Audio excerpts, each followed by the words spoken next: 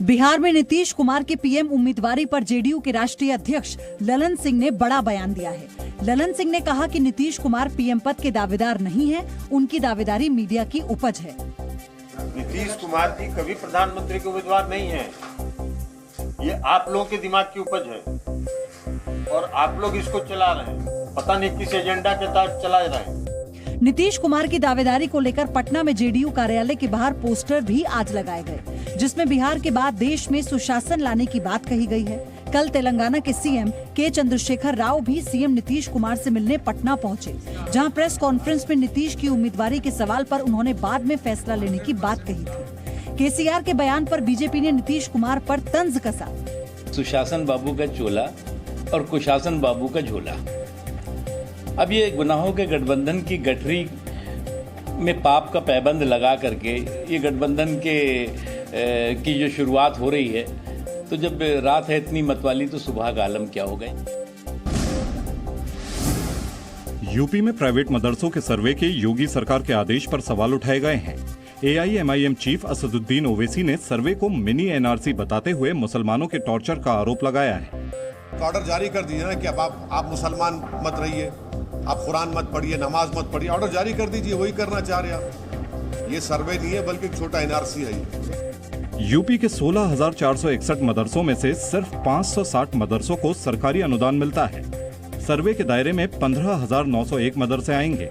सर्वे के दौरान इन मदरसों में चल रहे सिलेबस, इन्हें चलाने वाली संस्थाओं और उनकी आय के स्रोत की भी जानकारी ली जाएगी। यूपी सरकार ने कहा कि ओवैसी के आरोप गुमराह करने वाले हैं।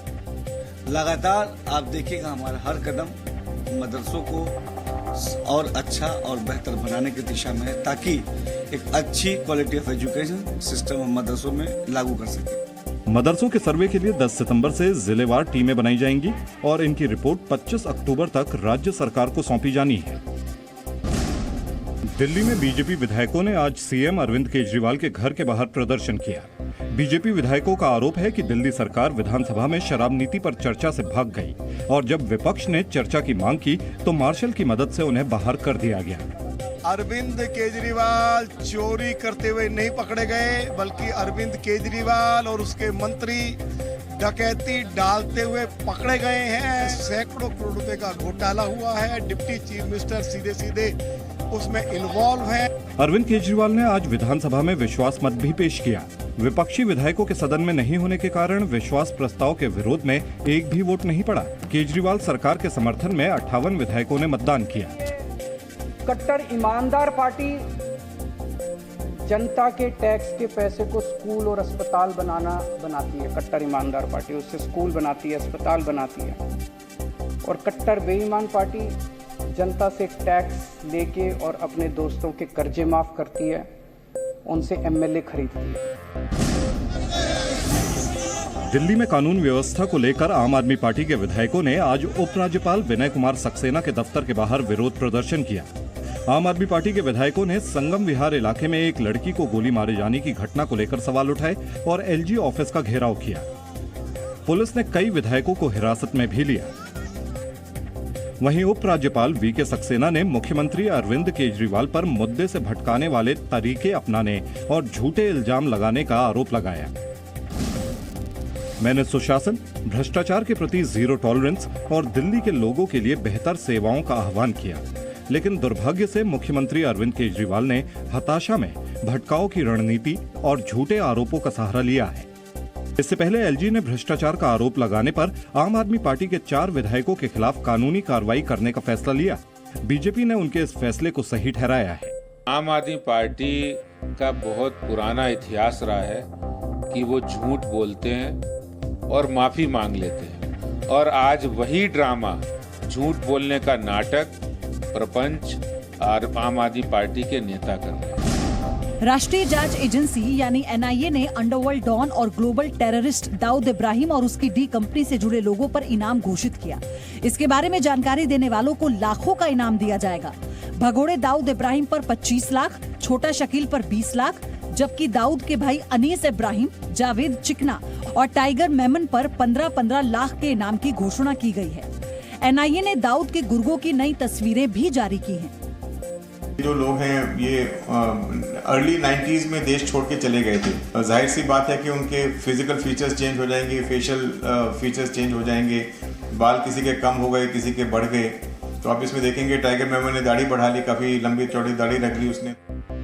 एनआईए ने इस साल 3 फरवरी को एफआईआर दर्ज की थी। इसमें दाऊद इब्राहिम, छोटा शकील, अनीस इब्राहिम, जावेद चिकना और टाइगर मेमन पर संगीन आरोप लगाए गए थे। इनमें हथियारों की तस्करी, नार्को टेररिज्म, अंडरवर्ल्ड से जुड़े अपराध और मनी लॉन्ड्रिंग शामिल है।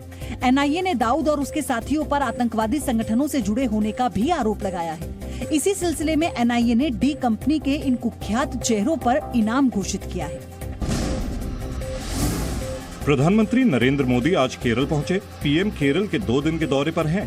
केरल के कोच्चि पहुंचकर पीएम मोदी ने जनसभा की और बीजेपी कार्यकर्ताओं को संबोधित किया। पीएम मोदी ने कहा कि केरल के लोग बीजेपी को अब एक बड़ी उम्मीद के रूप में देखने लगे हैं।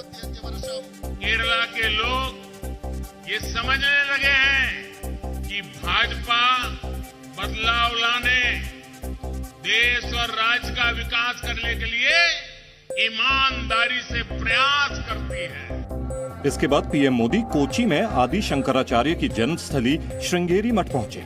यहां उन्हें आदि शंकराचार्य की एक प्रतिमा भी भेंट की गई। पीएम मोदी ने आज कोच्चि मेट्रो का उद्घाटन किया। साथ ही रेलवे के कई प्रोजेक्ट्स की आधारशिला भी रखी। इस दौरान पीएम के साथ केरल के मुख्यमंत्री पिनरई विजयन भी मौजूद रहे। पूर्वी उत्तर प्रदेश में लगातार बारिश के बाद कई जिलों में बाढ़ के हालात बन गए। वाराणसी में भी गंगा नदी में उफान की वजह से जनजीवन अस्त व्यस्त हो गया।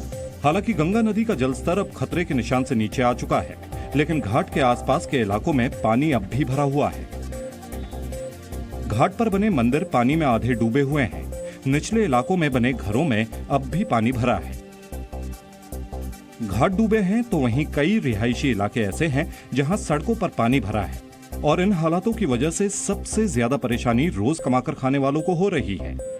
नदी के उफान की वजह से नाविकों को भी गंगा नदी में जाने की इजाजत नहीं है। जिन घाटों पर हजारों की तादाद में श्रद्धालु और पर्यटक पहुंचते थे वो खाली पड़े हैं। ग्रामीण इलाकों में फसलों को भी भारी नुकसान हुआ है और अब बीमारियों का खतरा भी बढ़ रहा है।